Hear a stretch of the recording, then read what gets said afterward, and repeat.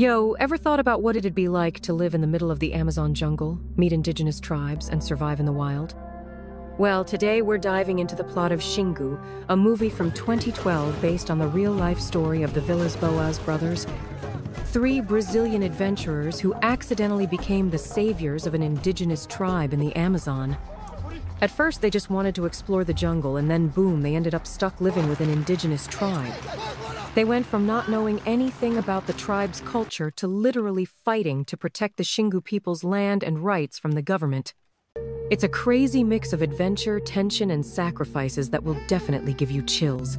So grab some snacks, get comfy, and let's dive into the plot.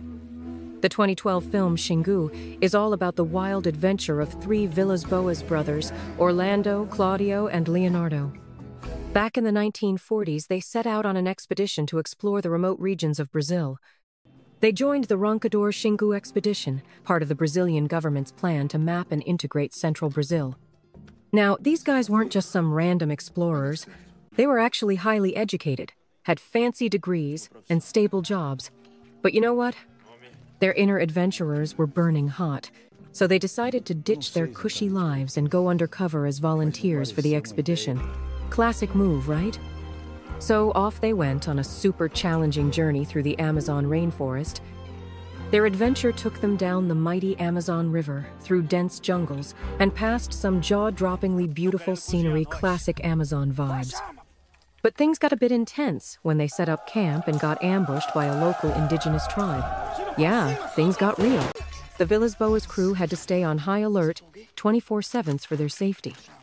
It was pretty scary, to be honest, because the tribe was smart and sneaky, using smoke to hide their movements from the explorers. No casualties, thank goodness, but the tension in the air? Real. The next day, the Villas-Boas crew continues their expedition, cruising down the Amazon River. Out of nowhere, they spot a group of indigenous people chilling by the riverbank. And surprise! The tribe shoots arrows at them. Yeah, things got real fast. So the crew pulls over. But Orlando and Claudio decide, let's cross the river and try to talk to them. Bold move, right? This scene is all about the curiosity and caution on both sides as they try to figure each other out. Orlando, being the diplomat, hands over his knife as a sign of peace.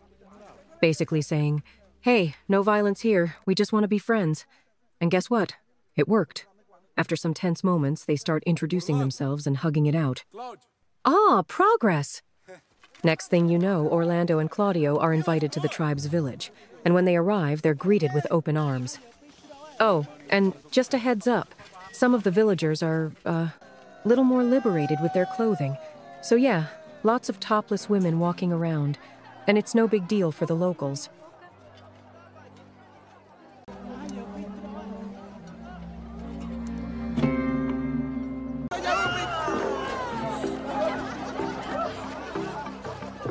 Just another day in the jungle. The Villas-Boas brothers work hard to understand and adapt to the tribe's culture and environment. They start bonding with the locals, face some wild challenges, and realize just how important it is to protect the tribe's culture and land from outside threats. The more time they spend with the indigenous people, the closer they get. They even start picking up the language, understanding the customs, and getting a glimpse of the struggles the communities face. One of their goals is to build an airstrip so supplies can easily get to the area. At first, the Xingu tribe is freaked out by the arrival of planes, but over time, they start getting curious and brave enough to approach them. Heck, Claudio even convinces some of the locals to take a flight with him. It's a touching and hilarious moment at the same time.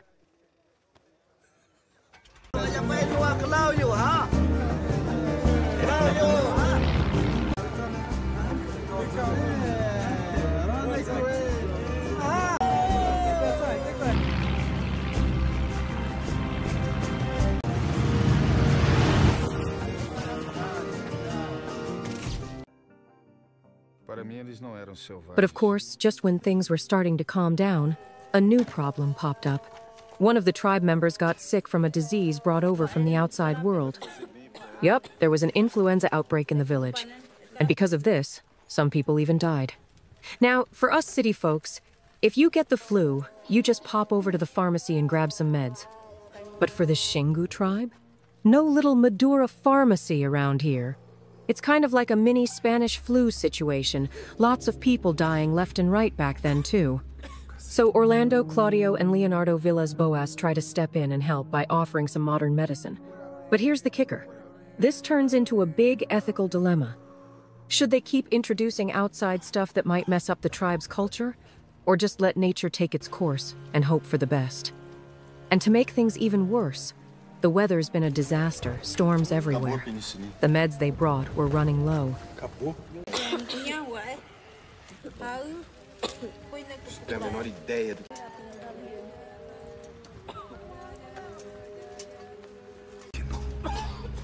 Eles estão morrendo, é grave. É urgente, manda. But once the weather finally cleared up, the Villas-Boas crew managed to make a trip to the city, bringing back loads of penicillin and even a few doctors to start vaccinating the tribe. The Xingu folks weren't exactly thrilled about all these new needles, but hey, it's either that or risk catching the flu, right? And here's the spicy part. Leonardo's starting to act a little extra around one of the Xingu women, who, by the way, remains nameless. You can tell he's got a thing for her. Classic Leonardo, always falling for someone new. After the village finally recovered, the Villas-Boas brothers dive even deeper into the jungle, getting up close and personal with more indigenous tribes. They face a bunch of challenges, tropical diseases, hunger, and the locals who are still super skeptical about their intentions. Fair enough. They've been through some bad experiences with outsiders. But of course, no good story is without drama. Enter other expeditions who aren't about peace and love, but more about exploiting the land and resources. Oh boy, here we go again. There's this other group that's been pretty shady, enslaving members of a different tribe, the Kayabi. Some of them are stuck working on rubber plantations and, let's just say, not having the time of their lives. Prapori, one of the Kayabi, couldn't take it anymore and ran away with his family. The Kayabi family, Prapori, his wife Carolina, and their 2 kids, Pionim and Tefu. They head straight for the Villas-Boas crew, hoping to join the Xingu tribe. At first, the Xingu tribe is not having it. They're like, nah, we don't want any new neighbors. But with a little persuasion from the Villas-Boas brothers, get the green light to stay. Prapori explains that a lot of the Kayabi families have been separated because of forced labor by the white folks. Yeah, not exactly a fun family reunion, huh? Things really start to heat up when the Brazilian government gets all up in the Villas-Boas business. The government's like, hey, we're building stuff here, and it's gonna mess with the Xingu tribe's land. One day after an expedition, the Villas-Boas brothers come back to find the whole village torched, and a bunch of Xingu tribe members dead.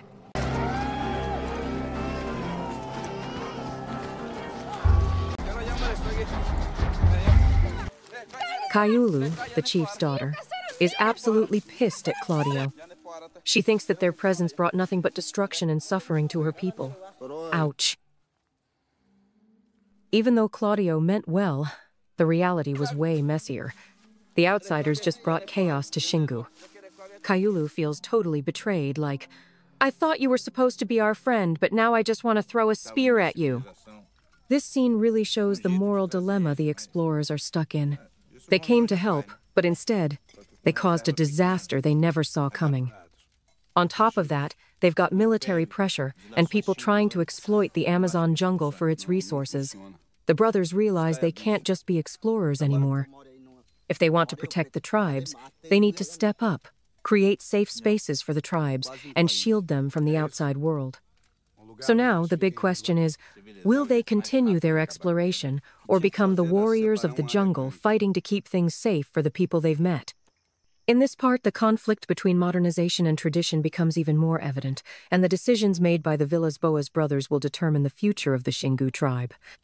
Orlando, Claudio, and Leonardo begin to realize that the only way to protect the Xingu people is by creating a legally recognized territory, a place where these tribes can live undisturbed by outsiders.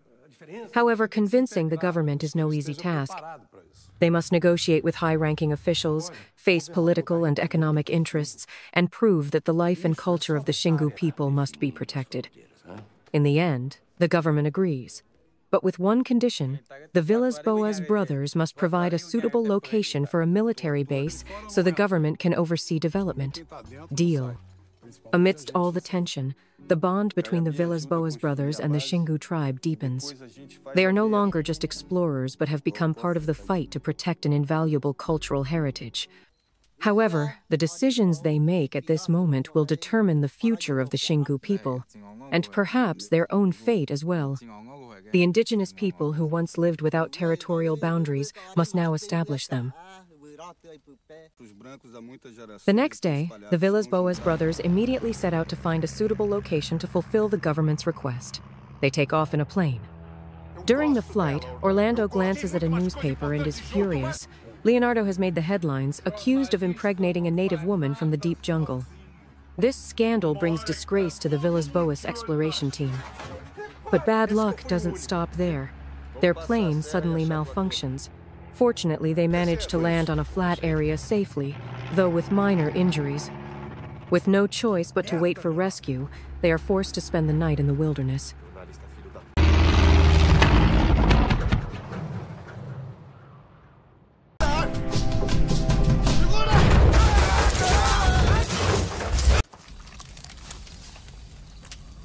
Two years later, the military base was finally established. It was named Kachimbo Military Base. After the inauguration, Villas-Boas demanded that the government fulfill their promise. But as expected, these capitalist white men were untrustworthy. They broke their word. It seemed like the government had tried to bribe Villas-Boas with a large piece of land, but they weren't interested in that. The officials claimed that the agreement was still being processed.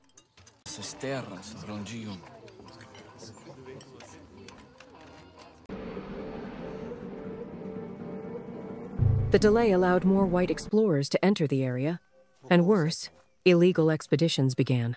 Things escalated when these unauthorized explorers reached Xingu villages.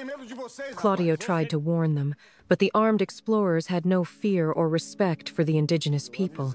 This was a huge mistake.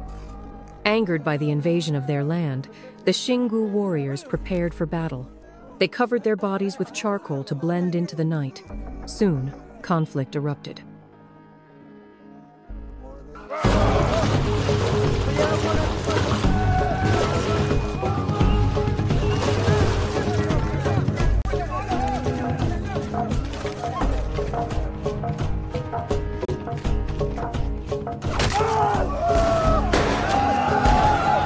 The explorers, convinced they were in the right, sought help from government officials. The dispute turned into a full-blown political crisis and even made national headlines in Brazil.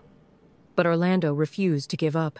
Through relentless bureaucratic efforts, he fought to secure the rights of the Xingu people. His hard work finally paid off. On the 14th of April, 1961, President Jânio Quadros signed Decree number 50.455, officially establishing Xingu National Park, a massive conservation area spanning over 2 million square kilometers, larger than Belgium. The responsibility for protecting this territory was given to the Villas-Boas brothers, Orlando and Claudio. And Leonardo? He was removed from the team due to his scandal, getting one of the Xingu women pregnant. Following the park's inauguration, the Xingu people celebrated with dancing and feasting.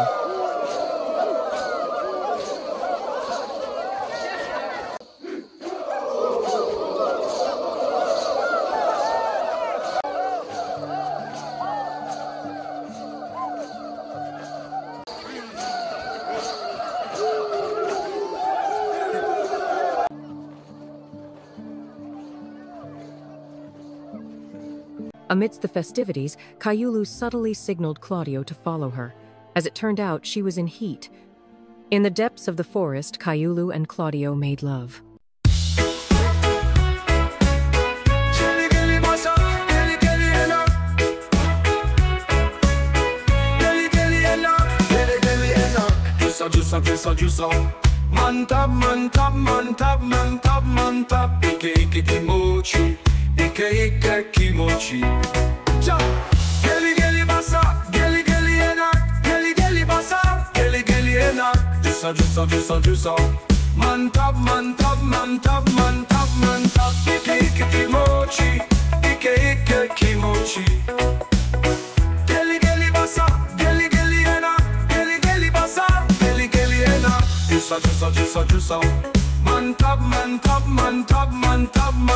Ike ike kimochi, ike ike kimochi. Jump.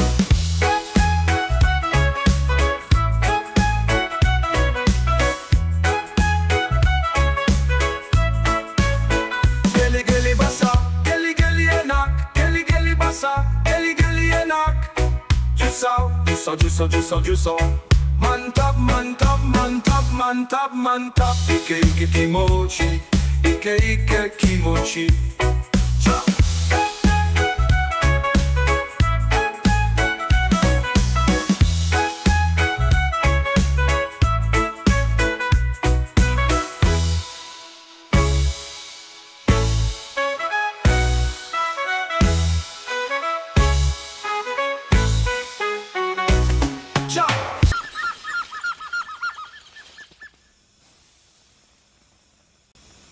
But their moment of passion was soon shattered by a tragic announcement over the radio.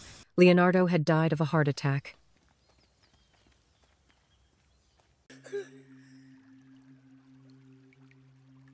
Claudio was furious at Orlando for kicking Leonardo out of the expedition. But Orlando stood firm. Leonardo had caused a major scandal, and impregnating a Xingu woman was unacceptable. He warned Claudio not to make the same mistake unless he wanted to end up like Leonardo. Looking at how the story unfolds, it seems that Pionim was an influential figure in his tribe. He likely felt responsible for Kayulu and her relationship with Claudio. This could explain why Pionim appeared frustrated with Claudio in several parts of the film, especially after Claudio's interactions with Kayulu. Claudio's final mission. There was still one unfinished mission: to unite and rescue the scattered Kayabi tribe members so they could live in Xingu National Park. Many of them had been forced into labor camps. Claudio, along with Pionim, Propori, and their group, set out on a rescue mission. Some Kayabi willingly followed them, but others had become too attached to their colonial masters. They claimed they had jobs and were being paid, refusing to leave. With no other option, Claudio resorted to force, dragging the unwilling Kayabi away from the labor camps. Even Propori wasn't spared from Claudio's frustration. Propori could only stare in shock, witnessing Claudio's growing desperation. Perhaps Claudio's frustration stemmed from something deeper. Kayulu, the woman he loved, had chosen Pionim instead, and she was now pregnant with his child. But rules were rules. Orlando had made it clear outsiders were forbidden from forming romantic relationships with the Xingu people. Despite everything, Claudio's mission was a success. The entire Kayabi tribe was finally relocated to Xingu territory, securing their future within the national park. But the government caused trouble once again. The mayor arrived with news that the central government planned to build the Trans-Amazonian Highway, and one of its routes would cut through a portion of the Kreen territory, an Amazonian indigenous tribe. Unlike the Kayabi and Xingu tribes, the Kreen had never interacted with white men before, not even with the Villas-Boas brothers. Orlando feared that their reaction to this situation could have disastrous consequences. Orlando insisted that the government should leave the Kreen alone, but the mayor argued that they were not a national priority. The government's main focus was progress, and in his view, the indigenous people needed to assimilate and move forward with modernization. Orlando strongly rejected this idea. The indigenous people do not need progress. That is not their urgency, he argued. But the government didn't care. The highway had to be built, no matter the cost. The next mission: saving the Kreen tribe. Orlando went to see Claudio and explained the situation. "Our next destination is Kreen," Orlando said. At first, Claudio refused to go. His reasons were unclear. Pionim then confronted Claudio. "Why were you so determined to save us, the Kayabi tribe, but now you're unwilling to do the same for the Kreen? If you don't help them, they will be scattered and lost." Realizing the truth in Pionim's words, Claudio finally joined Orlando to save the Kreen. Out of 600 Kreen tribe members, the Villas-Boas brothers only managed to save 79, bringing them to safety in Xingu territory. A breakthrough victory. Just when the situation seemed hopeless, a breakthrough occurred. Due to international media pressure and growing protests from the public, the Brazilian government finally agreed to establish a protected area for the Xingu tribe. This was a huge victory for both the Villas-Boas brothers and the Xingu people. However, the struggle was far from over. They still had to fight to maintain their rights in the years to come. In 1971, the Villas-Boas brothers were awarded the Nobel Peace Prize for their dedication and sacrifices. The final scene. The film ends with the Villas-Boas brothers staying with the Xingu people, vowing to continue protecting them.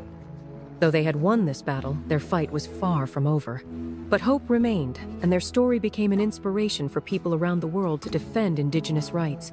The final shot shows a breathtaking view of the vast Amazon rainforest with the peaceful sounds of nature, emphasizing that no matter how much the world changes, the Xingu people will endure and protect their legacy. This is insane! Xingu is not just another adventure movie. It shows us how modern civilization can deeply impact indigenous cultures. From joining an expedition just for curiosity to becoming warriors fighting for the rights of the Xingu tribe. But the cost was huge. Sacrifices, betrayals, even death. This movie doesn't just teach survival in the wild, it teaches us about respecting culture and preserving heritage. And guess what? The Xingu territory in Brazil still exists today, thanks to their struggle. So, if you were in their position, would you have done the same? Drop your thoughts in the comments. Don't forget to like, share, and subscribe so you never miss another awesome movie breakdown. See you in the next video, and stay cinematic.